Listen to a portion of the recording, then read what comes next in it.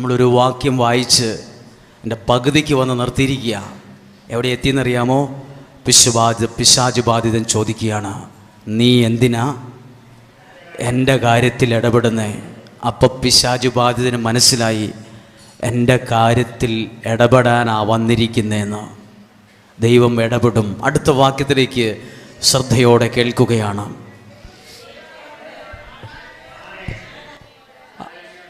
അപേക്ഷിക്കുന്നു, അങ്ങ് എന്നെ പീഡിപ്പിക്കരുതേ, എന്നെ ഉപദ്രവിക്കല്ലേ പ്ലീസ് എന്ന് പിശാച് ബാധിതൻ പറഞ്ഞു. അടുത്ത വാക്യം, കാരണം റീസൺ എന്താണെന്ന് നോക്കുക. റീസൺ, കാരണം അശുദ്ധാത്മാവേ ആ മനുഷ്യനിൽ നിന്ന് പുറത്തു വരൂ എന്ന് യേശു ആജ്ഞാപിച്ചിരുന്നു. ഏത് ടെൻസിലാണ് എഴുതിയിരിക്കുന്നത്?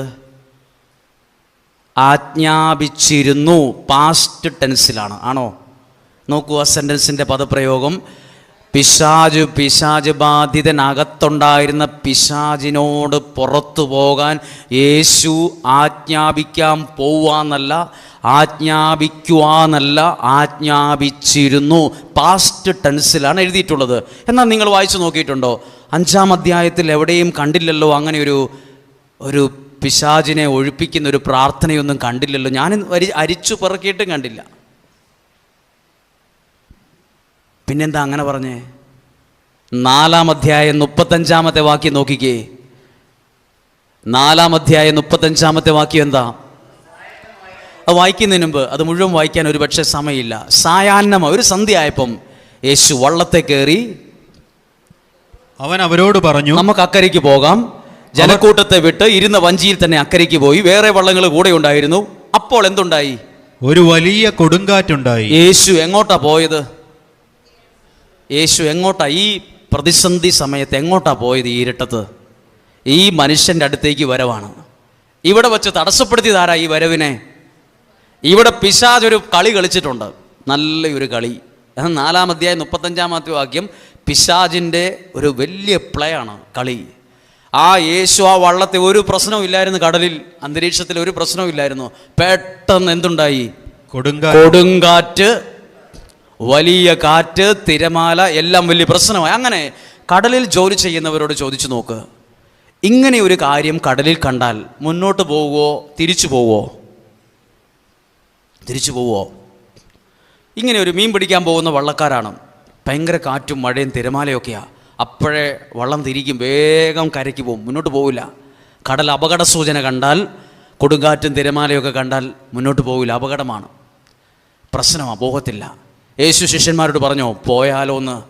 ഇവിടെ തിരമാലയുണ്ടായി, എല്ലാ പ്രശ്നങ്ങളും.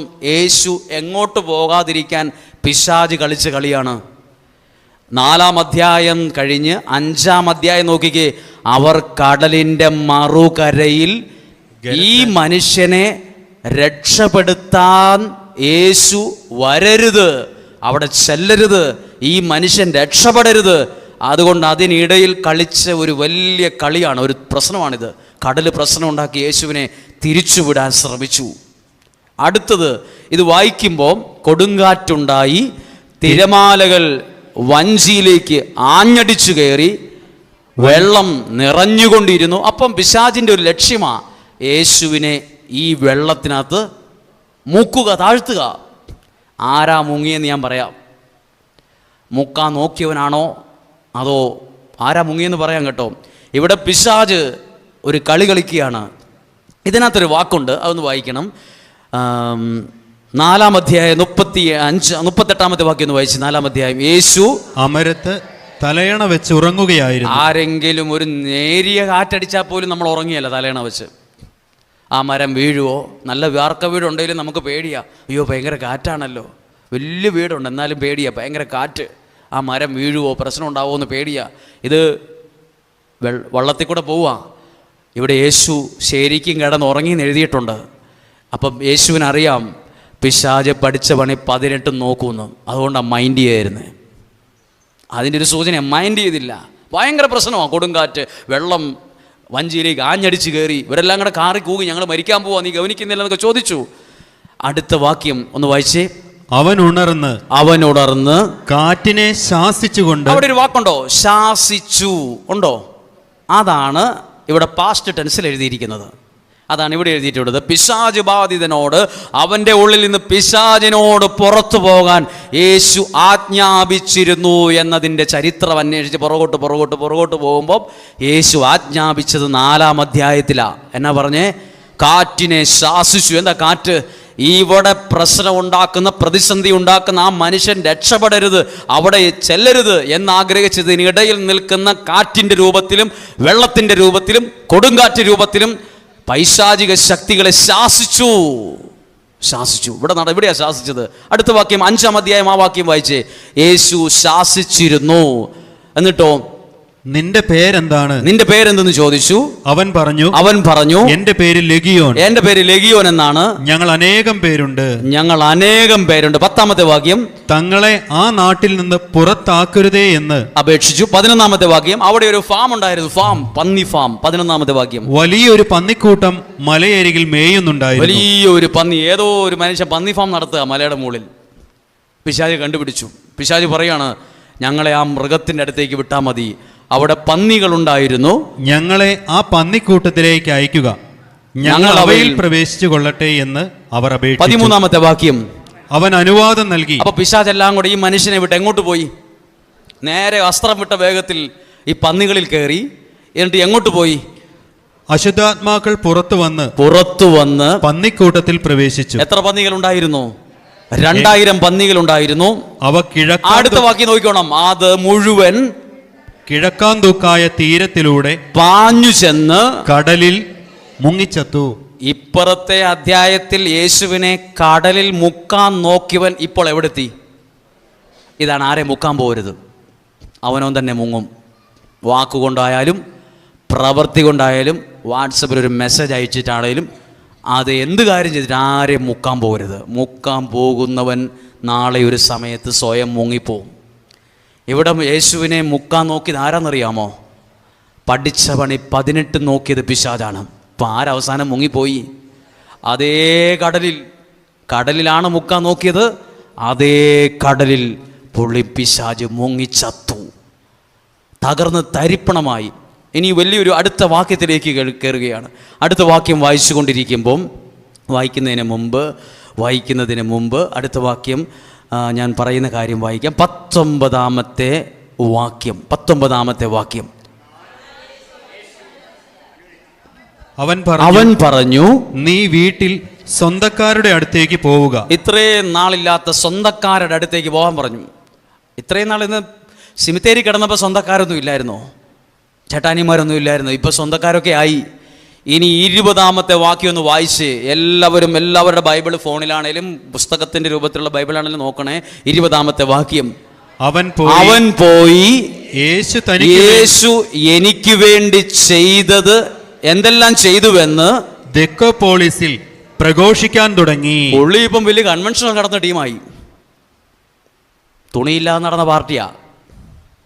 വസ്ത്രം ധരിക്കാറില്ലായിരുന്നു. കല്ലറയെ കിടന്നുകൊണ്ടിരുന്ന ആളാണ്. കയ്യിലും കാലിലും ചെങ്ങലക്കിരുന്ന ആൾ ഇപ്പം അപ്പുറത്തെ പന്തലിൽ വലിയ കൺവെൻഷൻ നടത്തുക. ഏത് സ്ഥലം ഏതാ കൺവെൻഷൻ നടക്കുന്ന സ്ഥലം ഏതാ? ഡെക്കോപോളിസിൽ മെഗാ ബൈബിൾ കൺവെൻഷൻ. പുള്ളി എവിടെ കിടന്നവനിപ്പോൾ എവിടെ എത്തി? ഇതാണ് ഇതിനിടയിൽ കാണുന്നതാണ് ദൈവപ്രവൃത്തി. ആമേൻ. നിങ്ങൾക്ക് ചിന്തിക്കാൻ പറ്റുമോ? ഇന്നപ്പോൾ അവനെ കാണാൻ വേണ്ടി 100 പേര് കാവൽ നിൽക്കുക പുള്ളിയെ കാണാൻ വേണ്ടി. ഈ പുള്ളി വന്നത് കല്ലറയ്ക്ക് ഒരു മനുഷ്യക്കുഞ്ഞ് ചോറ് കൊടുക്കാൻ. ചോറുണ്ടായിരുന്നോ? കാപ്പി വല്ലതും കുടിച്ചോ കുഞ്ഞേന്ന് ചോദിച്ചിട്ടില്ല ഇന്ന് വരെ. ഇപ്പം അവന് ബിരിയാണി കൊടുക്കാൻ വരെ ആൾക്കാരുണ്ട്. ഇപ്പം പുള്ളി വലിയൊരു ടീമായി. ഇപ്പം ദെക്കോപോളിസ് സ്റ്റേജിൽ നിന്ന് പുള്ളി പ്രഘോഷണം നടത്തുക. ഇപ്പം ഞാൻ നിൽക്കണത് പോലെ. സ്വപ്നം കാണാൻ പറ്റുമോ ഇങ്ങനെ ഒരുത്തന് ഈ പൊസിഷൻ എത്താൻ പറ്റുമെന്ന്? നിങ്ങൾ പറ. എവിടെ ആരെ കൊണ്ടേലും പറ്റുമോ? എവിടെയോ കിടന്നവൻ ഇന്ന് നിൽക്കുന്ന അഭിമാനമാണ്. അടുത്തൊരു വാക്കുണ്ട്, കുഞ്ഞു വാക്ക്, അതും കൂടെ വായിക്കാതെ അവസാനിക്കരുത്. ജനങ്ങൾ അത്ഭുതപ്പെട്ടു. ജനങ്ങൾ കണ്ണു തള്ളിപ്പോയി.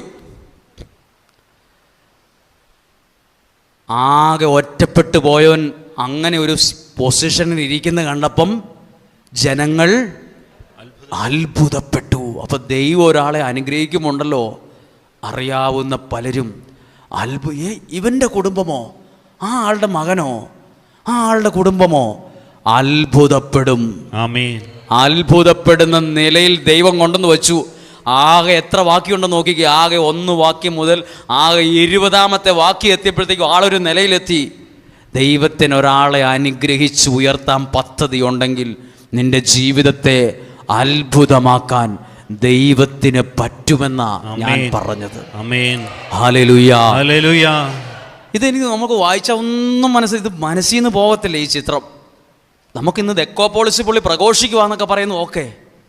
പക്ഷേ ഇതിനു മുമ്പ് കുറച്ചു മുമ്പ് കിടന്നത് ആർക്കും വേണ്ടാത്തവൻ, കാറിക്കൂകി ബഹളം വെച്ച് ഭ്രാന്തനായി നടന്നവൻ ഇന്നൊരു അനുഗ്രഹമുള്ള ഒരു പൊസിഷനിൽ എത്തി നിൽക്കുക. ഇതിനിടയിൽ പ്രവർത്തിച്ചതാരാ? എത്ര പേർ വിശ്വസിക്കുന്നു ഈ ദൈവം എൻ്റെ ജീവിതത്തിലും ഇടപെടും? ഈ ദൈവം ഇന്നും ജീവിക്കുന്ന ദൈവമാണ്. ഇതാണ് ദൈവത്തിന്റെ സ്വഭാവം. ഹല്ലേലൂയ. അവർക്ക് പറഞ്ഞേ ഹല്ലേലൂയ, ഹല്ലേലൂയ, ഹല്ലേലൂയ. ഇത് വെച്ച് നമ്മൾ പ്രാർത്ഥിക്കണം കേട്ടോ. ഇത് നിങ്ങൾ നമ്മുടെ മനസ്സിൽ ഇത് ഒരിക്കൽ കേട്ടാൽ പിന്നെ ഒരു ഫ്രെയിമിനകത്ത് ഇത് മുഴുവൻ നിൽക്കും, ഇല്ലേ? ഇത് പോകത്തില്ല, ഇതൊരിക്കലും മനസ്സിൽ നിന്ന് പോകത്തില്ല. ഈ മനുഷ്യനെ ഇങ്ങനൊരു നിലയിൽ എത്തിക്കാൻ പറ്റുമെങ്കിൽ നമ്മൾ വിശ്വസിച്ച് നമ്മളെയും അത്ഭുതമാക്കാൻ. ഇപ്പം നമ്മൾ ചിലപ്പോൾ ഈ പിശാച് ബാധിതനെ കണ്ടിട്ട് പറയും, ഓ ഇതുപോലെ തകർന്നിരിക്കുന്ന ജീവിതമാണ് എൻ്റേത്, എൻ്റെ കുടുംബം, എൻ്റെ മക്കൾ, എൻ്റെ ആരോഗ്യം. സാരയില്ല, ദൈവത്തിന് നിൻ്റെ ജീവിതത്തിൽ ഇടപെടാൻ നീ മനസ്സ് കൊടുത്ത് ഇടപെടാൻ അവസരം കൊടുത്താൽ ദൈവം അതിനെ ഇങ്ങനെ പുതുക്കി പണിത് കൊണ്ടുവരും. Hallelujah, hallelujah. അതെന്നോടൊരാൾ പറഞ്ഞു, അതായത് എല്ലാവരും തള്ളിയതിനെ ദൈവം സെൻറ്റർ ഓഫ് അട്രാക്ഷൻ ആക്കും. എന്താ വാക്കിൻ്റെ അർത്ഥം? സെൻറ്റർ ഓഫ് അട്രാക്ഷൻ എന്ന് പറഞ്ഞാൽ എല്ലാവരും നോക്കുന്നു ഇപ്പം പുള്ളീനെയാണ്. കല്ലറേ കിടന്ന് തുണിയില്ലാതെ നടന്ന് ഭക്ഷണവുമില്ല ഭ്രാന്തനെ പോലെ നടന്നവനെ ജനങ്ങളെല്ലാ കണ്ണുകളും പുള്ളീനെ നോക്കുക അത്ഭുതത്തോടെ. സെൻറ്റർ ഓഫ് അട്രാക്ഷൻ ഇപ്പോൾ പുള്ളിയാണ് നാട്ടിൽ. എല്ലാവരും ഇയാളിങ്ങനൊന്നും ഇവിടെ എത്തുമെന്ന് ഞാൻ വിചാരിച്ചില്ല കേട്ടോ, ഇങ്ങനെയൊന്നും ഈ മനുഷ്യനെത്തുമെന്നൊന്നും ഞാൻ വിചാരിച്ചില്ല കേട്ടോ. ഇയാളൊന്നും വീട്ടിൽ കയറ്റി കൊള്ളാൻ പറ്റാത്ത ഒരാളായിരുന്നു. ഇപ്പോൾ ദൈവമേ ആ വീട്ടിലൊന്ന് വരണേന്ന് പ്രാർത്ഥിക്കാൻ വരെ ആൾക്കാരായി. ബ്രദറെ എൻ്റെ വീട്ടിൽ വരണമെന്ന് ഏത് പാർട്ടി ഈ പുള്ളിയോട് ഇപ്പോൾ ആൾക്കാർ പറയും, ബ്രദറെ പറ്റുവാണ് എൻ്റെ വീട്ടിലൊന്ന് വരുവാ, ഒന്ന് പ്രാർത്ഥിക്കാനാണ്. സിമിത്തേരി കിടന്ന പാർട്ടിയാണ്. ഇപ്പോൾ ആൾക്കാർ ക്യൂ നിൽക്കുക, ഒന്ന് തലയെ കൈ വെച്ച് പ്രാർത്ഥിച്ച് എൻ്റെ വീട്ടിലൊന്ന് വന്നേ. ദൈവം ഇങ്ങനെയാണ്. ഈ ദൈവമാണ് നമ്മുടെ ദൈവം. ഈ ദൈവമാണ് എത്ര വലിയോരെ മുട്ടുകുത്തിക്കാൻ 10 മിനിറ്റ് മതി ദൈവത്തിന്. അത് വിശ്വസിക്കാൻ പറ്റുമോ? ഒരാൾ പറഞ്ഞു എന്തു പ്രാർത്ഥന, എന്ത് ആരാധന. നിങ്ങളൊക്കെ ഈ എന്നെ ഒരാൾ വിളിച്ച് ദൈവം കൂടിയ ആളെന്നാ എന്നെ വിളിച്ചെന്നറിയാം. ദൈവം നിനക്കൊക്കെ ദൈവം കൂടിക്കഴിഞ്ഞാൽ പിന്നെ വിറയൊക്കെ തുടങ്ങുമല്ലോ എന്ന് പറഞ്ഞു. പുള്ളിക്ക് അങ്ങനെ തോന്നിക്കാണും. എന്നെ കളിയാക്കി വിളിക്കും ദൈവം കൂടിയ അച്ഛൻ, ദൈവം കൂടിയ ആൾ. ഞാൻ അയാൾ ഇതരൊക്കെ പറയുമ്പോണ്ടല്ലോ, മക്കളൊക്കെ വലിയ നിലയിലാണ്, ഭയങ്കര പൈസയൊക്കെ വരുന്ന ആളാണ്. അയാൾ ഒരു ദിവസം പ്രാർത്ഥിക്കാൻ വന്ന് ഞാൻ ചോദിച്ചു, ഇയാൾ എന്തിനാണാവോ ഇവിടെ വന്നത്? അയാൾക്ക് ധ്യാനം പ്രാർത്ഥന അലർജിയാണ്, വരത്തില്ല. പക്ഷേ അയാളുടെ ശരീരത്തിന് ആ ഒരു ഭാഗത്ത് ഒരു കുഞ്ഞ് തടിപ്പ്. അയാൾ ഭാര്യയോട് പോലും പറഞ്ഞില്ല, അയാൾ ഉത്തമ സുഹൃത്തിനോട് പറഞ്ഞു, എടാ എൻ്റെ ശരീരത്തിൽ ഒരു ചെറിയ പ്രശ്നമുണ്ട്, ഒരു വേദനയുണ്ട്. അങ്ങനെ പറഞ്ഞപ്പോൾ പറഞ്ഞു, നമുക്ക് ഡോക്ടറെ കാണിക്കുന്ന കുഴപ്പം, ഞാൻ വരാം, നമുക്ക് പോവാം. ഹോസ്പിറ്റലിൽ ചെന്നു, ഡോക്ടറെ കണ്ടു. ഡോക്ടർ അതിനെ ഒന്ന് അയച്ചു, ബയോപ്സിക്ക് അയക്കണമെന്ന് പറഞ്ഞു. അപ്പോൾ തന്നെ പേടിയായി. റിസൾട്ട് വന്നപ്പം ഡോക്ടറുടെ അടുത്ത് ചെന്നപ്പോഴേ ഡോക്ടർ 3 സെൻറ്റൻസേ പറഞ്ഞുള്ളൂ. 3 സെൻറ്റൻസ്. എന്താ പേര്? ഇതാണ് നിങ്ങളുടെ പേര്, നിങ്ങൾക്ക് ക്യാൻസറാണ്. രണ്ടാമത്തെ സെൻറ്റൻസ്, നിങ്ങൾ എത്രയും പെട്ടെന്ന് തലശ്ശേരിയിലോ തിരുവനന്തപുരം RCCയിലോ ചികിത്സയ്ക്ക് വിധേയമാകണം. ശരി കേട്ടോ. പറയാൻ എത്ര സമയമെടുത്തു? 1 മിനിറ്റ് എടുത്തിട്ടില്ല. മുട്ടുകുത്തിപ്പോയി, പേടിച്ചു പോയി. പുള്ളി കാറിപ്പോയി. ക്യാൻസറോ? എനിക്കോ? ഒരാളെ വലിയോനാണേലും മുട്ടുകുത്തിക്കാൻ 2 മിനിറ്റ് മതി. 2 മിനിറ്റ്. ഡോക്ടറുടെ കയ്യിലോട്ട് കൊടുക്കുന്ന പേപ്പർ ഡോക്ടർ അത് വായിച്ച് മുഖത്തേക്ക് നോക്കിയിട്ട് ഇങ്ങനെ രോഗമുണ്ട് എന്ന് പറയുമ്പോഴേ നമ്മുടെ മനസ്സ് പപ്പടം പോലെ പൊട്ടിപ്പോവും. ദൈവമേ എൻ്റെ ജീവിതം പോയി. പ്രാർത്ഥിക്കാൻ വന്നിരിക്കുക, അത്രയേ ഉള്ളൂ നമ്മുടെ ജീവിതം. എനിക്ക് വിദേശ പണമുണ്ട്, വിദേശത്ത് നിന്ന് പണം, പിള്ളേരവിടെയാ, വീട്ടിൽ 10-20 ഏക്കർ സ്ഥലമുണ്ട്, ടൗണിൽ കിടക്കുന്ന 3 നില ബിൽഡിംഗ് എൻ്റെയാണ്, കോടികളുടെ വരുമാനമുണ്ട്, എൻ്റെയുണ്ട്. സുഹൃത്തേ, അത് കയ്യിൽ നിന്ന് ഒഴുകിപ്പോകാൻ ഒരു രോഗം പോരെ? ഒരു രോഗം മതി അതെല്ലാം ഇങ്ങനെ ഒഴുകി അങ്ങ് പോകാൻ. അഭിമാനിക്കാനും കേമം നടിക്കാനും ഒന്നും എനിക്കും നിങ്ങൾക്കും ഇല്ല. ദൈവത്തിൻ്റെ കയ്യിലെ കുഞ്ഞു ജീവിതമാണ് നമ്മുടേത്. ഒന്നുമില്ല, ദൈവത്തിൻ്റെ കയ്യിലെ ഉപകരണം മാത്രം. ദൈവത്തിൻ്റെ കയ്യിൽ വെച്ചു കൊടുത്താൽ ജീവിതത്തെ ദൈവം അത്ഭുതമാക്കി അടയാളമാക്കി മാറ്റും. ആമേൻ. ഇന്ന് ദെക്കോപോളിസിൻ്റെ പ്രവാചകനാണ് പുള്ളി. ദെക്കോപോളിസിലെ ജനങ്ങൾ മുഴുവൻ പുള്ളിയുടെ അടുത്ത് കൂടിയിരിക്കുകയാണ്. പുള്ളി ഇപ്പം വലിയ വലിയ നിലയിലും വിലയിലുമായി. ഇപ്പം പണ്ടത്തെ പോലൊന്നും അല്ല, ഇപ്പം കാര്യങ്ങൾ മാറി. കഴുത പോലെ ചെളിപറ്റി ചാണകത്തിനകത്ത് കിടന്ന ജീവി പോലെ ഇരുന്ന ആളാണ് കല്ലറക്കടയിൽ. ദൈവം ആ മനുഷ്യനെ പണിത് അത്ഭുതമാക്കി മാറ്റി. പ്രിയപ്പെട്ടവരെ, എവിടെയും എന്തു വിഷയമുണ്ടെങ്കിലും തകർന്നേക്കരുത്. കാരണം എന്നാണോ നിങ്ങളിൽ ദൈവത്തിലുള്ള വിശ്വാസം ഇല്ലാതാകുന്നത് അന്നേ നിങ്ങൾ തോക്കുള്ളൂ, അന്നേ പിശാചിനെ നിങ്ങളെ തോൽപ്പിക്കാൻ പറ്റുള്ളൂ. ദൈവവും ദൈവത്തിൻ്റെ വചനവും ഉള്ളിടത്തോളം കാലം നിങ്ങളെ തോൽപ്പിക്കുക അസാധ്യമാണ്. Amen. Hallelujah, hallelujah, hallelujah. Hallelujah. ഞാൻ നിങ്ങളോട് ഒരു കാര്യം ദൈവവചനത്തിലൂടെ ഒന്ന് പ്രാർത്ഥിക്കാൻ ആഗ്രഹിക്കുകയാണ്, ഒന്ന് പ്രാർത്ഥനയിൽ കൊണ്ടുവരികയാണ്. എല്ലാവരും അത് ശ്രദ്ധിച്ച് കേട്ടിട്ട് നമുക്ക് തുടർന്നൊന്ന് പ്രാർത്ഥിക്കാം. ഒരുമിച്ച് നമ്മൾ എല്ലാ കാര്യങ്ങൾക്ക് വേണ്ടി ഒന്ന് സമർപ്പിച്ച് പ്രാർത്ഥിക്കും. ദൈവത്തിൻ്റെ ഇടപെടൽ സംഭവിക്കും. ദൈവത്തിൻ്റെ ഇടപെടൽ, ഞാനത് വിശ്വസിക്കുകയാണ്, അതുപോലെ നടക്കുമെന്ന്. ദൈവത്തിൻ്റെ ഇടപെടൽ അത്ഭുതകരമായി സംഭവിക്കും. ഞാൻ വിശുദ്ധ ഗ്രന്ഥത്തിലെ ഒരു വാക്യം കൂടി ശ്രദ്ധയോടെ കൊണ്ടുവരുന്നത് വിശുദ്ധ ലൂക്കായുടെ സുവിശേഷം 5-ാം അധ്യായം 1 മുതലുള്ള വാക്യങ്ങളാണ്.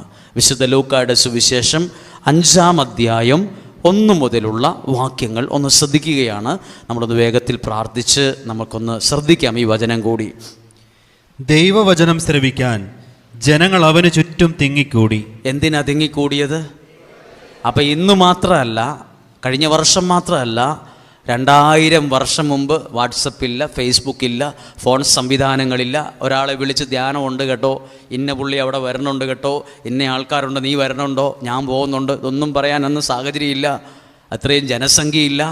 അന്നത്തെ കാലത്തും ദൈവവചനം കേൾക്കാൻ വേണ്ടി ജനങ്ങൾ തിങ്ങിക്കൂടിയെന്നാ. 1, 2, 10 പേരല്ല, ഒരുപാട് പേര് വന്നു കൂടി. അപ്പം നമ്മൾ ചെയ്യുന്നത് പോലെ അന്നും ആളുകൾ ഒരുമിച്ച് കൂടുമായിരുന്നു, വലിയവരും ചെറിയവരും തിങ്ങിക്കൂടി. അപ്പം ഈ തിങ്ങിക്കൂടിയ പ്ലേസ്, സ്ഥലം എഴുതിയിട്ടുണ്ട്. അവൻ ഗനേസറത്ത് തടാകത്തിന്റെ തീരത്ത് നിൽക്കുകയായിരുന്നു. അതാണ് ഈ കൺവെൻഷൻ നടന്ന സ്ഥലം, ഈ ധ്യാനം നടന്ന സ്ഥലം. ഗനേസറത്ത് തടാകത്തിൻ്റെ തീരെന്ന് പറഞ്ഞാൽ മുഴുവൻ മണലാണ്. അവിടെയാണ് നിൽക്കുന്നത്. അവിടെ സ്റ്റേജും പന്തലൊന്നുമില്ല, ഇതുപോലെ സൗണ്ട് സിസ്റ്റവും പാട്ടുകാരും സംവിധാനവും ക്യാമറയും സ്റ്റുഡിയോ ഒന്നുമില്ല. ജനങ്ങളും മണലും മാത്രമേ ഉള്ളൂ. ഇത്രയും പേര് നീങ്ങി നിൽക്കുമ്പോൾ 2-ാമത്തെ വാക്യം നോക്കിക്കേ. 2 വള്ളങ്ങൾ, 2 വള്ളം എവിടെ കിടക്കുന്നത് കണ്ടു? കരയോടടുത്ത് കിടക്കുന്നത് അവൻ കണ്ടു. ഇതാണ്, ഇത്രയും ജനങ്ങൾ അവിടെ നിന്നിട്ട് ആരെയും കണ്ടില്ല. എന്നതാ കണ്ടത്? 2 വള്ളം അപ്പുറത്ത് കിടക്കുന്നത് കണ്ടു. സന്തോഷമാണോ ദുഃഖമാണോ ഈ 2 വള്ളത്തിനും? ബൈബിൾ വായിച്ചാൽ അറിയാം, 2 വള്ളത്തിൻ്റെ ഉടമസ്ഥരും ഭയങ്കര സങ്കടത്തിൽ. എന്നാ കാരണം? രാത്രി മുഴുവൻ അധ്വാനിച്ചിട്ടും ഒന്നും കിട്ടാതെ നിരാശപ്പെട്ട് വന്ന് കിടക്കുക. 2 വള്ളമല്ല, ആ വള്ളത്തിൽ നിന്ന് ഇറങ്ങിയിട്ട് അതിൻ്റെ ചോട്ടിൽ തന്നെ ഇരുന്ന് വല കുനിഞ്ഞ് ഇങ്ങനെ റെഡിയാക്കിക്കൊണ്ടിരിക്കുക. അപ്പുറത്ത് നിൽക്കുന്ന ദൈവം ആരെയാ കണ്ടേ? ആ വള്ളത്തിൻ്റെ ഇപ്പുറത്ത് കുനിഞ്ഞ് മനസ്സ് വിഷമിച്ചിരിക്കുന്ന 2 പേരെ യേശു കണ്ടു. ആ വാക്യം അങ്ങനെ പെട്ടെന്ന് വായിച്ചു വിടാൻ പറ്റില്ലല്ലോ. ഒന്നും കൂടെ ഒന്ന് വായിച്ചേ, 2-ാമത്തെ വാക്യം. 2 വള്ളങ്ങൾ കരയോടടുത്ത് കിടക്കുന്നത് അവൻ കണ്ടു. അപ്പൊ ദൈവം എന്താ? ദൈവം കാണേണ്ടതിനെ കാണും. നമ്മളൊന്നും പ്രത്യേകിച്ച് ഒന്നും ചെയ്യേണ്ട. അപ്പം നമ്മൾ ചോദിക്കില്ലേ, ഈ മനുഷ്യൻ ഈ സങ്കടമൊക്കെ ആണെങ്കിലും അങ്ങോട്ട് കൂടി അവരോട് നിന്ന് വചനപ്രഘോഷം കേട്ടുകൂടായിരുന്നു, ഇവിടെ വലയം നെയ്തുകൊണ്ടിരിക്കാതെ? ചിലപ്പോൾ ചിലർ പറയില്ലേ, ഞാൻ ഈ ധ്യാനമൊക്കെ നിർത്തി, എനിക്ക് പ്രാർത്ഥിച്ചിട്ട് എൻ്റെ വിശ്വാസമൊക്കെ പോയി. അങ്ങനെ പറയുന്ന ഒരാളെ പോലും ദൈവം ഉപേക്ഷിക്കില്ല. ചിലർ പറയില്ലേ, ഞാനിതൊക്കെ നിർത്തി, എനിക്ക് എൻ്റെ വിശ്വാസമൊക്കെ പോയി. നിങ്ങൾ വേണേൽ പ്രാർത്ഥിച്ചോ, എനിക്ക് എതിർപ്പൊന്നുമില്ല. എൻ്റെ വിശ്വാസമൊക്കെ പോയി, നിങ്ങൾ പള്ളിയിൽ പോക്കോ, കുർബാനയ്ക്കൊക്കെ പോക്കോ, ഞാനില്ല. അത് മനസ്സ് വിഷമിച്ച് പറയുന്നതാ. ദൈവം അവരെ പോലും ഉപേക്ഷിക്കുകയില്ല. അതാ എഴുതിയിരിക്കുന്നത്. നമ്മൾ ചോദിക്കത്തില്ല, ഇവർ രണ്ടുപേരും ഈ സങ്കടത്തിലൊക്കെ ആ വല അവിടെ വെച്ച് ഒരു 10 മിനിറ്റ് അവിടെ പോയി വചനം കേട്ടുകൂടായിരുന്നോ? പോയില്ല, അവിടെ ഇരുന്നു. അടുത്ത വാക്യം, 3-ാമത്തെ വാക്യം, ഓണർഷിപ്പ് എഴുതിയിട്ടുണ്ട്. ശിമയോന്റേതായിരുന്നു വള്ളങ്ങളിൽ ഒന്ന്. 2 വള്ളമുണ്ട്. ഒരു വള്ളം ആരുടെയാണ്?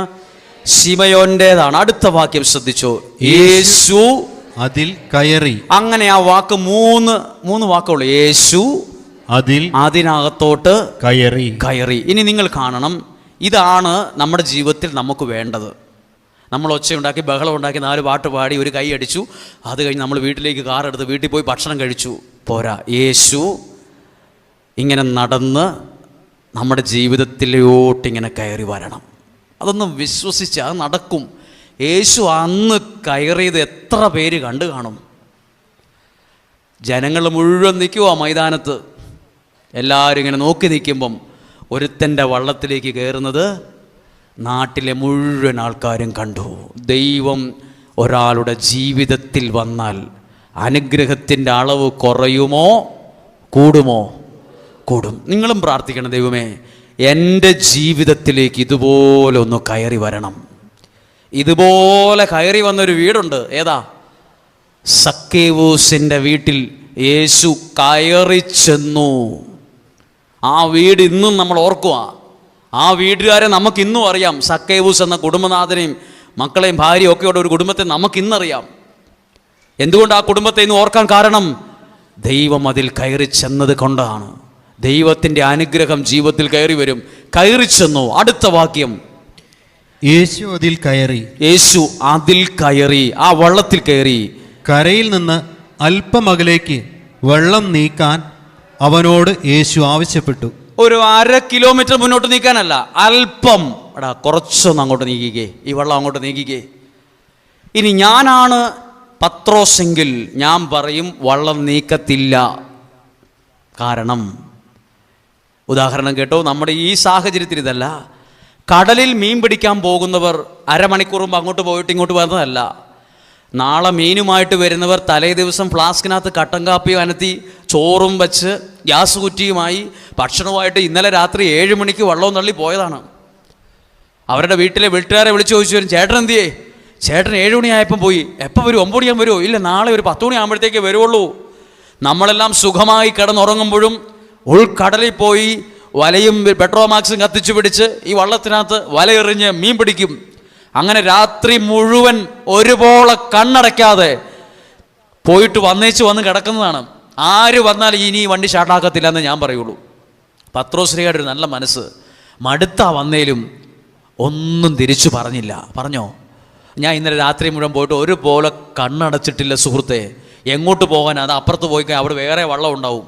അവിടെ ടൂറിസ്റ്റുകാരുടെ വള്ളമുണ്ട്, എങ്ങോട്ടേലും പോണേ അതിന് പൊക്കോ. ഇതിന് പോകാൻ പറ്റത്തില്ല. ഇന്നലെ വന്നേച്ച് മടുത്തിരിക്കുക. ഇവിടെ കാലും കൈയും കടഞ്ഞിട്ട് വയ്യ, ഉറക്കം വന്നിട്ട് വയ്യ, ഒരു ഭക്ഷണം കഴിച്ചിട്ടില്ല, ഒന്നും പറഞ്ഞില്ല. പുള്ളി വെൽക്കം ചെയ്തു. ഓക്കെ, അന്നേരം കയറി ആ പണി അവിടെ നിർത്തിയിട്ട് യേശുവിനെ ആ വള്ളത്തിലേക്ക് സ്വീകരിച്ചു. 2 കുഞ്ഞു കാര്യം അതിന് നടന്നിട്ടുണ്ട്. യേശു വരുമ്പോൾ നിങ്ങളും പ്രാർത്ഥിക്കേണ്ട, ദൈവം എൻ്റെ ജീവിതത്തിലേക്ക് വരണം. ഞാൻ മടുത്തായിരിക്കുന്നത്. നഷ്ടവും കടവും പ്രശ്നവും രോഗവും എല്ലാം എനിക്ക് പ്രശ്നമാണ്. എൻ്റെ ജീവിതത്തിലേക്ക് വരണമേ. അല്പം നീക്കാൻ ആവശ്യപ്പെട്ടു. എന്നിട്ട് അടുത്തത്, അതിലിരുന്ന് അവൻ ജനങ്ങളെ പഠിപ്പിച്ചു. അടുത്ത വാക്യം, 4-ാമത്തെ വാക്യം, സംസാരിച്ചു കഴിഞ്ഞപ്പോൾ അവൻ ശിമയോനോട് പറഞ്ഞു, ആഴത്തിലേക്ക് നീക്കി മീൻ പിടിക്കാൻ വലയിറക്കുക. അപ്പോൾ ശിമയോൻ പത്രോസ് പറയും, ആഴത്തിലേക്ക് നീക്കാൻ കർത്താവേ, നിനക്ക് എക്സ്പീരിയൻസ് കുറവാണ്, ഇവിടെ മീൻ കിട്ടത്തില്ല, ഇത് കടൽ തീരമാണ്, മീൻ പിടിക്കണമെങ്കിൽ ഇത്ര കിലോമീറ്റർ അപ്പുറത്തേക്ക് പോയിട്ട് വേണം ആഴത്തിലേക്ക് നീക്കി വലയിടാൻ. അറിവില്ലായ്മ കൊണ്ട് പറഞ്ഞതായിരിക്കും. ഞാനാണ് ശിമയോൻ പത്രോസിൻ്റെ സ്ഥാനത്തേക്ക് ഞാൻ യേശുവിനോട് പറയും, ഇവിടെ മീനില്ല. നിങ്ങൾ കണ്ടിട്ടില്ലേ, കടലിൽ പോകുമ്പോൾ മീൻ പിടിക്കാൻ പോകുന്നത് ഇച്ചിരി മാറി അവിടെയല്ല, പിന്നെ എവിടെയാ? നമ്മളിങ്ങനെ അങ്ങ് പോകുമ്പം അങ്ങ് പോകുക, ഒരുപാട് ദൂരത്ത് പോയിട്ടാണ് മീൻ പിടിക്കണത്. അല്ലാണ്ട് കരയിൽ നിന്ന് ആ വല എറിയുന്നതൊന്നും നമ്മൾ കണ്ടിട്ടില്ല. മീൻ പിടിക്കുന്ന ആൾക്കാരോട് ചോദിക്കാം, പിന്നെന്താ ശിമയോൻ പത്രോസ് പറഞ്ഞില്ല ഇവിടെ മീനൊന്നുമില്ല, അങ്ങ് ഉള്ളിലേ മീനുള്ളൂ. അങ്ങുള്ളിലാ മീൻ ഉള്ളേലും ദൈവത്തിൻ്റെ വാക്കിൽ നീ അധ്വാനിച്ചാൽ അവിടെ കിട്ടാത്തത് ഇവിടെ കിട്ടും. അവിടെ കിട്ടാത്ത, നമ്മൾ അധ്വാനിച്ച് നമ്മുടെ ബുദ്ധി കൊണ്ട് പണിയെടുത്തിട്ട് അവിടെ ഒന്നും കിട്ടാത്തത് നിന്റെ കൺമുമ്പിൽ കൊണ്ടുവരാനൊക്കെ ദൈവത്തിന് സാധിക്കും. അതാ എഴുതിയിരിക്കുന്നത്. യേശു പറഞ്ഞു, ആഴത്തിലേക്ക് നീക്കി മീൻ പിടിക്കാൻ വലയിറക്കുക. ശിമയോൻ പത്രോസ് പറഞ്ഞില്ല ഇവിടെ മീനൊന്നുമില്ല, ഇവിടെ എന്നാ വല ഇറക്കാനാ, ഇന്നലെ മുഴുവൻ അധ്വാനിച്ചിട്ടൊന്നും കിട്ടിയിട്ടില്ല. പുള്ളി അവസ്ഥ പറയുന്നുണ്ട്. 5-ാമത്തെ വാക്യം. ശിമയോൻ പറഞ്ഞു, ഗുരു രാത്രി മുഴുവൻ അധ്വാനിച്ചിട്ട്, രാത്രി മുഴുവൻ ഒരുപോലെ കണ്ണടച്ചിട്ടില്ല. രാത്രി മുഴുവൻ, ഇന്നലെ പോയതാ, അല്പം കട്ടൻ കാപ്പിയായിട്ട് ഇന്നലെ പോയതാണ്, ഒന്നും കിട്ടിയിട്ട് രാത്രി മുഴുവൻ അധ്വാനിച്ചിട്ടും ഞങ്ങൾക്കൊന്നും കിട്ടിയിട്ടില്ല. അപ്പൊ മനസ്സ് മുഴുവൻ എന്താ? ഇത് സന്തോഷത്തിന്റെ വാക്കാണോ വിഷമത്തിന്റെ വാക്കാണോ നിരാശയുടെ വാക്കാ? ആരെങ്കിലും മനസ്സിൽ നിരാശയുണ്ടോ? ഡൗൺ ആണോ? ചിലർ പറയും ഞാൻ ഒത്തിരി ഡെസ്പായി പോയി കേട്ടോ, ഡൗൺ ആണ്, എനിക്കൊന്നും പറ്റുന്നില്ല, എനിക്ക് ചിരിക്കാൻ പറ്റുന്നില്ല, സന്തോഷിക്കാൻ പറ്റുന്നില്ല. എവിടെയെങ്കിലും നിരാശയിലാണോ നിങ്ങളുള്ളത്? സാരയില്ല, അടുത്ത വാക്യം നോക്കിക്കോ. ശിമയോൻ പത്രോസും നിരാശയിലാണേലും അടുത്ത വാക്യം ഒന്ന് വായിക്കുകയാണ്. എങ്കിലും ആ വാക്ക് നിസ്സാരമായ വാക്കല്ല, ഒരു ജീവിതത്തിനോളം ആഴമുള്ള വാക്കാണ്. എന്ത്? എങ്കിലും എനിക്ക് പ്രശ്നമുണ്ട്, പ്രതിസന്ധിയുണ്ട്, രാത്രി മുഴുവൻ അധ്വാനിച്ചിട്ട് ഒന്നും കിട്ടിയിട്ടില്ല, എങ്കിലും അടുത്ത വാക്യം, നീ പറഞ്ഞതനുസരിച്ച് ഞാൻ വലയിറക്കാം. അവിടെ ഏത് വാക്കിനാ വില കൊടുത്തത്? ശ്രദ്ധിച്ചോ? യേശു പത്രോസ്ലിഹ പറയാണ്, നിന്റെ വാക്ക് ഞാൻ ഈ വള്ളത്തിൽ ഇരുന്നോണ്ട് അനുസരിക്കും. Hallelujah, hallelujah. ദൈവത്തിന്റെ വാക്കനുസരിക്കുന്നവരുടെ ജീവിതം ഓരോ ദിവസവും അനുഗ്രഹിക്കപ്പെട്ടുകൊണ്ടിരിക്കും. ഹല്ലേലൂയ. ഒരു കരം ഉയർത്തി തുറന്ന് പറഞ്ഞേ ഹല്ലേലൂയ, ഹല്ലേലൂയ, ഹല്ലേലൂയ. ശിമയോൻ പത്രോസ് ഒരു വലിയ ഒരു കാര്യം പറഞ്ഞു, എൻ്റെ ബുദ്ധിയിൽ നിന്ന് നോക്കിയിട്ടൊന്നും കിട്ടിയിട്ടില്ല. ഇതാണ് ശിമയോൻ പത്രോസിന്റെ വിജയ രഹസ്യം. നിന്റെ വാക്ക് ഞാൻ അനുസരിച്ച് വലയിറക്കും. 6-ാമത്തെ വാക്യം. വല ഇറക്കിയപ്പോൾ വളരെയേറെ മത്സ്യങ്ങൾ അവർക്ക് കിട്ടി. അഡ്ജക്റ്റീവാണ്. കുറച്ച് മത്സ്യങ്ങളെ കിട്ടി, വറക്കാനും ഒരു കറി വെക്കാനുള്ളത് കിട്ടിയെന്നല്ല, വളരെയേറെ മത്സ്യങ്ങളെ കിട്ടി. അങ്ങ് അപ്പുറത്ത് കിലോമീറ്റർ അപ്പുറത്ത് പോയി രാത്രി മുഴുവൻ അധ്വാനിച്ചിട്ട് കിട്ടാത്തത് ഇപ്പൊ എവിടെ കിട്ടി? കരയോട് അടുത്ത സ്ഥലത്ത് വെച്ച് കിട്ടി. അത് ദൈവത്തിന്റെ പ്രവൃത്തിയാണ്. കടലിൽ, ആഴക്കടലിൽ കിട്ടാത്തത് കരയിൽ കിട്ടി. അടുത്ത വാക്യം. അവരുടെ വല കീറി തുടങ്ങി. അവിടെ ശ്രദ്ധിക്കണം, അതൊരു അപകടമല്ലേ? ഇത്രയും മീൻ കിട്ടി, പക്ഷെ എന്ത് സംഭവിച്ചു? ആ വലയിൽ എന്ത് സംഭവിച്ചു? കീറിയാൽ എന്ത് സംഭവിക്കും? അകത്ത് കിടക്കുന്ന മീൻ ഏതിലേലും പുറത്തു പോകാനാണ് നോക്കിക്കൊണ്ടിരിക്കുന്നത്. ഒരു ചെറിയ ഗ്യാപ്പ് ഉണ്ടായാൽ തന്നെ പിടയ്ക്കുന്ന മീൻ ചാടിപ്പോവും. പക്ഷെ ഒന്നും പുറത്തു പോയോന്ന് നോക്കിയേ, 10-50 മീൻ പോയി, കുറച്ച് മീൻ കിട്ടിയെന്നാണോ എഴുതി? നോക്കിക്കേ, അതിനകത്തൊരു കാര്യം ശ്രദ്ധിക്കണം കേട്ടോ. വല കീറി തുടങ്ങിയാലും ഒരെണ്ണം പുറത്തു പോയില്ല. അവിടെ ഒരു കുഞ്ഞു കാര്യം മനസ്സിൽ പറഞ്ഞ് പതിപ്പിച്ചോ. ദൈവം തന്നതാണെങ്കിൽ ഒരെണ്ണം നഷ്ടപ്പെട്ടു പോകില്ല. ആമേൻ, ഹല്ലേലൂയ. ഇത് ശ്രദ്ധിച്ചു. ഇത് മീൻ്റെ കാര്യമല്ല, എല്ലാ കാര്യമാണ്. ദൈവം തന്ന ശുശ്രൂഷയാ. ചില കീറലൊക്കെ വരും. ദൈവം എനിക്കെന്ന കുടുംബജീവിതമാണ്. ഇന്നിച്ചിരി വിഷമവും വാക്ക് തർക്കവും പിണക്കവും ഒക്കെ ഉണ്ട്. ചില കീറലൊക്കെ വരും. പക്ഷേ ദൈവം തന്ന കുടുംബമാണോ? നഷ്ടപ്പെടുകയില്ല. ദൈവം തന്ന മക്കളാ. ഇപ്പോൾ ആകെ ഒരു ഉഴപ്പുണ്ട്, സ്വഭാവത്തിൽ എന്തൊക്കെയോ മാറ്റമുണ്ട്, ഇച്ചിരി കീറിയതുപോലൊക്കെ തോന്നും. നഷ്ടപ്പെട്ടു പോവില്ല. ദൈവമാണോ നിനക്ക് തന്നത്? ദൈവത്തിൻ്റെ വാക്കിൽ വലയിറക്കിയപ്പോഴാണോ വന്ന് കയറിയത്? ഒന്നും നഷ്ടമാകില്ല. ആമേൻ. ഇനി ഏതെങ്കിലും നിങ്ങൾ ആഗ്രഹിച്ച് ഇറുക്കി പിടിച്ചിട്ട് നഷ്ടമായോ? അത് ദൈവം നിനക്ക് തന്നതല്ല. ഞാൻ ഒത്തിരി സ്നേഹിച്ചിരുന്നു ആളെ, എനിക്ക് നഷ്ടപ്പെട്ടു പോയി. ആഗ്രഹിച്ചിരുന്നു ജീവിതത്തിലുണ്ടായിരുന്നെങ്കിൽ എന്ന്, കിട്ടിയില്ല. നിനക്കുള്ളതല്ലാത്തോണ്ടാ നിനക്കത് കിട്ടാഞ്ഞ്. നിനക്കുള്ളതാണെങ്കിൽ കറങ്ങി നിൻ്റെ വരും, നഷ്ടപ്പെടുകയില്ല. ദൈവം തന്നത് നഷ്ടമാകില്ല. അടുത്ത വാക്യം ഭയങ്കര അർത്ഥമുള്ളൊരു വാക്കാണ്. അവർ മറ്റേ വള്ളത്തിലുണ്ടായിരുന്ന കൂട്ടുകാരെ ആംഗ്യം കാണിച്ച് സഹായത്തിന് വിളിച്ചു. ഞാനാണെ വിളിക്കത്തില്ല, ഞാനാണെങ്കിൽ വിളിക്കില്ല. സത്യമാണോ? ഞാനാണെങ്കിൽ കർത്താവിനോട് പറയും, ഒത്തിരി മീനുണ്ട്, ഈ വള്ളത്തിൽ കൊള്ളൂല, വേറെ ഒരുത്തരും കൊടുക്കാൻ ഞാൻ സമ്മതിക്കില്ല. ആ വള്ളത്തിലുള്ളവല്ലേ എനിക്കിട്ട് നല്ല പണി കഴിഞ്ഞ ആഴ്ച തന്നിട്ടിരിക്കുക, അവന് മീനല്ലേ വേറെ കൊടുക്കാതിരിക്കുക, വേറെ കൊടുക്കണത്. ഈ പുള്ളി എന്തായാലും നല്ലൊരു മനുഷ്യനാണോ? മീൻ നിറച്ചു വന്നപ്പോൾ ആരെ ഓർത്തെ? ദേ കർത്താവെ, അപ്പുറത്ത് കുറച്ച് ടീമുണ്ട്, അവരുടെ വള്ളത്തിൽ ഒന്നുമില്ല, പട്ടിണിയാ, അവരെയും കൂടെ ഞാൻ വിളിക്കുകയാണ്. ഈ പത്രോസിനെയാ യേശു വിളിച്ചത്. ഒന്നാമൻ. വേറൊരാളെ വിളിച്ചോ? നീ 2, നീ 3, നീ 4. ഇയാളെ ഒന്നാമതാക്കിയത് എന്താ? ഈ മനസ്സാണ്. ഈ മനസ്സ്, ഇത് നമ്മളാകണ്ടേ. എന്തെങ്കിലുമൊക്കെ അങ്ങ് നിറഞ്ഞു കഴിയുമ്പം പിന്നെ എല്ലാം അങ്ങ് മറക്കും.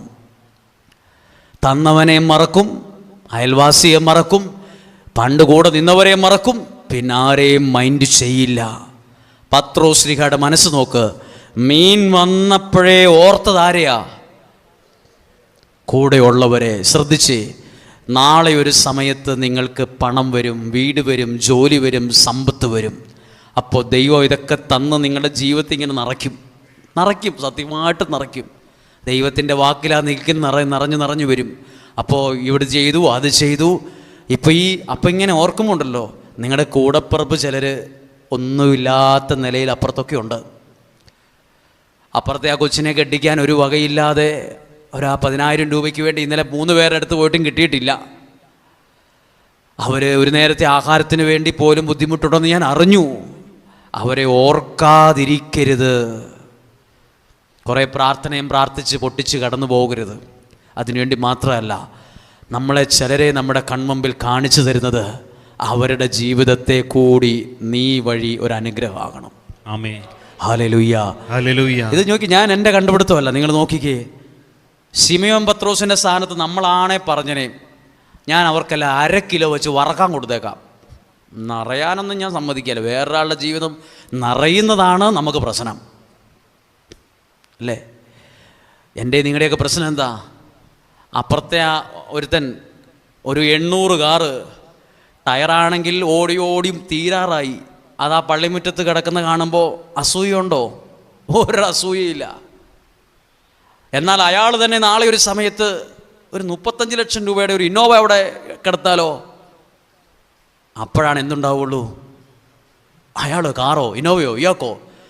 അയാൾ 800 കാറ് ടയർ മുട്ടയായി കിടന്നപ്പോൾ ഒരു പ്രശ്നവും എനിക്കില്ല. വേറൊരാൾ രക്ഷപ്പെടുമ്പോഴും അവരുടെ ജീവിതം ഇങ്ങനെ നിറഞ്ഞു വരുന്നത് കാണുമ്പോഴുമാണ് നമുക്ക് മനസ്സിൽ വിഷമമുള്ളത്. അത് മാറണം. നോക്കൂ, എഴുതിയിട്ടുള്ളത്, അവൻ മറ്റേ വള്ളത്തിൽ ഉണ്ടായിരുന്ന കൂട്ടുകാരെ ആംഗ്യം കാണിച്ച് സഹായത്തിന് വിളിച്ചു. എന്നിട്ട് 1/2 കിലോയാണോ 1 കിലോയാണോ 2 കിലോ മത്സ്യമാണോ കൊടുത്തേ? നോക്കിക്കേ. അവർ വന്ന് 2 വള്ളവും മുങ്ങാറാകുവോളം. അപ്പം പുള്ളിക്ക് അസൂയയില്ല. എന്തില്ല? അസൂയുള്ളവർ മാത്രം പറഞ്ഞേ ഹല്ലേലൂയ. എൻ്റെ അമ്മ, വളരെ ബുദ്ധിയുള്ളവരാണ് നിങ്ങൾ, വളരെ ബുദ്ധിയുള്ളവരാണ്. അസൂയയില്ലെങ്കിൽ എന്തോ ലോകലക്ഷണമാണത്. അസൂയയില്ലാത്ത മനുഷ്യന്മാരില്ല സുഹൃത്തെ. ആരാ അസൂയയില്ലാത്തത്? അസൂയുണ്ടോന്ന് പരിശോധിക്കാം നമുക്ക്. കന്നാലിക്കൂട് പോലെ കടന്നൊരു വീട്, ആകെ ആ വീട്ടിലെ ഒരു കൊച്ച് എങ്ങനെയോ പഠിച്ച് പാസ്സായി മിടുക്കരായി കാനഡയ്ക്ക് പോയി. ഉദാഹരണമാണ്. അവിടെ പഠിച്ച് ജോലിയായി കഴിഞ്ഞപ്പോൾ കുറച്ച് പൈസയൊക്കെ ആയി വീട്ടിലേക്ക് വിളിച്ചു പറഞ്ഞു, അമ്മ നമ്മുടെ വീടൊന്നുമില്ലല്ലോ, നല്ലൊരു വീട് പണിയണം. അങ്ങനെ അവർ ആ സ്ഥലത്ത് JCB വിളിച്ച് വാനമൊക്കെ നല്ലപോലെ മണ്ണൊക്കെ മാറ്റി ഒരു 10,000-2,500 രൂപയുടെ സ്ക്വയർ ഫീറ്റിന് ഒരു വീട് പണിയാൻ പോവുകയാണിന്ന്. അപ്പോൾ ഇപ്പുറത്തുള്ള ആ ആളോട് തോന്നുന്ന വികാരത്തിൻ്റെ പേരാണെന്ത്?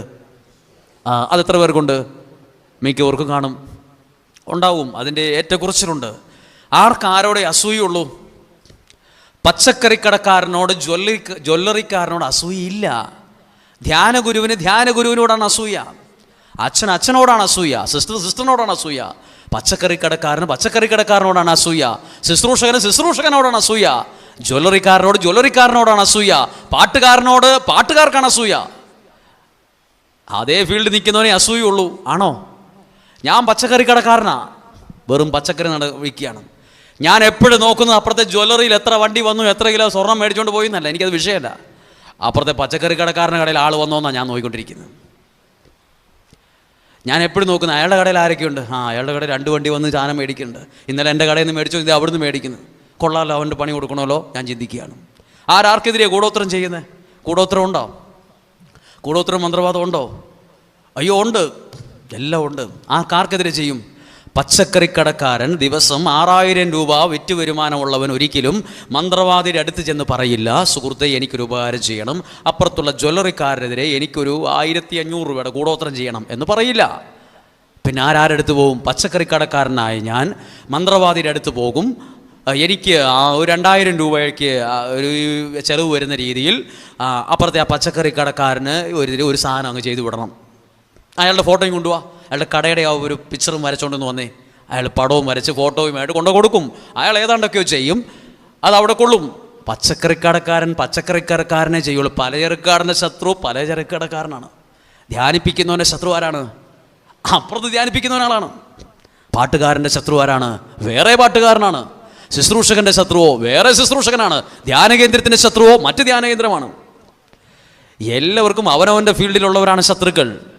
അങ്ങനെയാണെങ്കിൽ ഈ പത്രോസ്ലിഹായ്ക്ക് എന്തില്ല? എൻ്റെ വള്ളം നിറഞ്ഞ പോലെ തന്നെ ആ വള്ളവും പുള്ളി നിറച്ചു. അതാണ് മനസ്സ്. ആ പത്രോസിനെയാ യേശു വിളിച്ചത് ഒന്നാമൻ പത്രോസ്.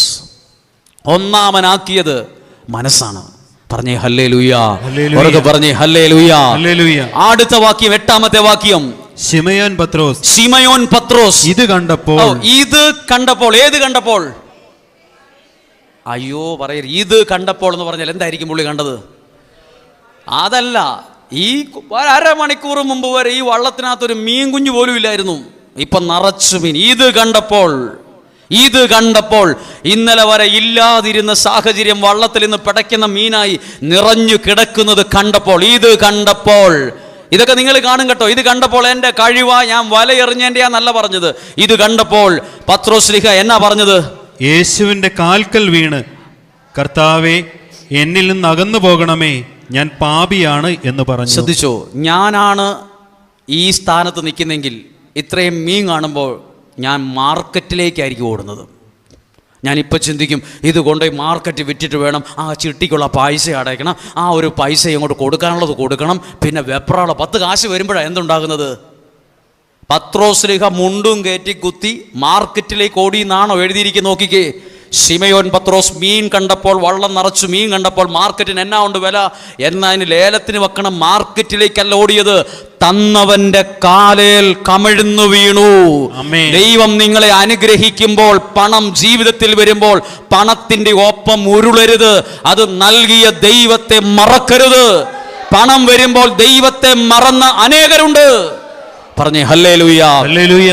നിങ്ങൾ ശ്രദ്ധിക്കൂ, നമ്മൾ നാളെ നിങ്ങളുടെ മക്കളോട് പറയണം കേട്ടോ, ഇത് വായിച്ചിട്ട് 10 കാശും ചില സൗന്ദര്യവും ഏതെങ്കിലും ഒരു രാജ്യത്ത് PR-ഉം അവിടെ 1-2 വീടും ഇഷ്ടംപോലെ വണ്ടിയും ഇവിടെ സ്ഥലം അവിടെയും വീടൊക്കെ വരുമ്പം പലരും ദൈവത്തെ മഷിയിട്ട് നോക്കിയാൽ പോലും ഒരാളെ പള്ളി കാണിയല്ല, മാഷിയിട്ട് നോക്കിയാൽ പോലും ഒരാളെ കാണിയല്ല. പത്രോസ്ലിഹയുടെ ഒരു മാതൃകയാണ്. ദൈവത്തിൻ്റെ കാലേൽ കമിഴ്ന്നു വീണു. തന്നവനെ മറക്കാത്തൊരു പത്രോസ്. Hallelujah, hallelujah. ഇത് നിങ്ങളുടെ ജീവിതത്തിലും ഇത് വലിയൊരു അനുഗ്രഹമായി മാറും. തന്നവനെ മറക്കരുത്. എൻ്റെ കൊച്ചിന് നല്ല മാർക്ക് കിട്ടി, ദൈവമാ അത് തന്നത്, ദൈവമാ തന്നത്. ആണോ അല്ലയോ? +2 കഴിഞ്ഞ കുറച്ച് വർഷങ്ങൾക്ക് മുമ്പ് അധ്യാപകൻ്റെയും ഭാര്യയും ഭർത്താവും അധ്യാപകരാണ്. ഭയങ്കര അഭിമാനമായിരുന്നു അവർക്ക്. കൊച്ചിന് അവിടെ ഫസ്റ്റ്, ആ പ്രസംഗ മത്സരത്തിൽ ഫസ്റ്റ്, ഒരു വലിയ അലമാരിക്കകത്ത് നിറച്ച് സ്കൂളിൽ നിന്ന് കിട്ടിയ സമ്മാനങ്ങളും എല്ലാം വലിയ ട്രോഫികളൊക്കെ വച്ചിരിക്കുക. എല്ലാവരും പറയുന്നു കൊച്ച് ഡോക്ടറാകും, കൊച്ച് എഞ്ചിനീയറാകും. ഭയങ്കര സ്വപ്നങ്ങളായിരുന്നു. +2 പരീക്ഷയ്ക്ക് ഒരുങ്ങുന്നതിന് കുറച്ച് ദിവസം മുമ്പ് ഈ കൊച്ച് സൈക്കോളജിക്കലി ഡൗൺ ആയിപ്പോയി എന്ന് പറഞ്ഞ് ഓഫായിപ്പോയി ആള്. എന്ന് പറഞ്ഞാൽ കൊച്ച് മുറി ഇന്ന് പുറത്തിറങ്ങിയല്ല. അവസാനം പിടിച്ചു വലിച്ച് മുറിയുടെ പുറത്ത് ഒരു കൈ തുറക്കുകയല്ല. കൈ ഇങ്ങനെ അമർത്തി ഇങ്ങനെ പിടിച്ചിരി, കൈ തുറക്കിയല്ല, ഒന്നും മിണ്ടിയല്ല. ടെൻഷൻ കയറിയിട്ട് കൊച്ചു ഓഫായി പോയി. ആ വർഷം പരീക്ഷ എഴുതിയില്ല. പിന്നെ പല കൗൺസിലിങ്ങിന് കൊണ്ടുപോയി, മരുന്ന് കഴിക്കേണ്ടി വന്നു. അപ്പോഴാണ് കുറച്ച് നോർമലായി വന്നുകൊണ്ടിരിക്കുന്നേ ഉള്ളൂ. ഡോക്ടറാവെന്ന് പറഞ്ഞ കൊച്ചായിപ്പം. പ്രിയപ്പെട്ടവരെ, വിജയം തരുന്ന ദൈവമാണ്. നമ്മളെന്തെങ്കിലും കണ്ടിട്ട് വിജയിക്കുമെന്ന് പറയാൻ വരട്ടെ. ദൈവം ഒരു നല്ല വീട് വരുമ്പം ദൈവമാണ് എനിക്ക് തന്നത്. എനിക്ക് നല്ല ശുശ്രൂഷ തന്നു, എൻ്റെ ഗമ കൊണ്ടല്ല, ദൈവം എനിക്ക് തന്നത്. നല്ല കാറടി, ദൈവമാണ് എനിക്ക് തന്നത്. 10 മിനിറ്റ് ഒരാളെ കിട്ടിയാൽ അത് പറയണം കേട്ടോ. 10 മിനിറ്റ് ഒരാളോട് മിണ്ടിയാൽ അതിനകത്ത് ഒരു വാക്കേലും പറയണം, ദൈവം തന്നതായത്, ദൈവം എനിക്ക് തന്നത്. ദൈവം തന്ന കുടുംബമാ, ദൈവം തന്ന മക്കളാ, ദൈവം തന്ന ജീവിതമാ, ദൈവം തന്ന ശുശ്രൂഷയാ, ദൈവം തന്ന അംഗീകാരമാ, ദൈവമാ എല്ലാം തരുന്നത്. എല്ലാ മഹത്വവും ദൈവത്തിന് കൊടുക്കണം. ഒരുമിച്ച് പ്രാർത്ഥിക്കണം. ഹല്ലേലൂയ. ചേർന്ന് പറഞ്ഞേ ഹല്ലേലൂയ, ഹല്ലേലൂയ. ശ്രദ്ധിച്ച്, നമ്മൾ ഇന്ന് കേട്ട വചനങ്ങളെല്ലാം ഒന്ന് മനസ്സിലേക്ക് കൊണ്ടുവരികയാണ്. കുറച്ച് മണിക്കൂർ സമയം നമ്മൾ കേട്ടു. ദൈവത്തിൻ്റെ വചനം, ദൈവത്തിൻ്റെ ഇടപെടൽ, ദൈവം ഭ്രാന്തനായൊരു മനുഷ്യനെ ദെക്കോപോളിസിൽ വചനം പ്രഘോഷിക്കുന്ന സുവിശേഷകൻ ആക്കി മാറ്റിയത് കണ്ടില്ലേ? തകർന്നവനെ പണിതെടുത്ത ദൈവം. എല്ലാം ഒന്നുമില്ലാതിരുന്നപ്പോഴും ദൈവം ആ ജീവിതത്തിലേക്ക് കയറി വന്നപ്പം മത്സ്യങ്ങളെ കൊണ്ട് ആ വള്ളം നിറഞ്ഞത്. ഇതുപോലെ ജീവിതവും നിറയും, ഇതുപോലെ സാഹചര്യങ്ങളും മാറും.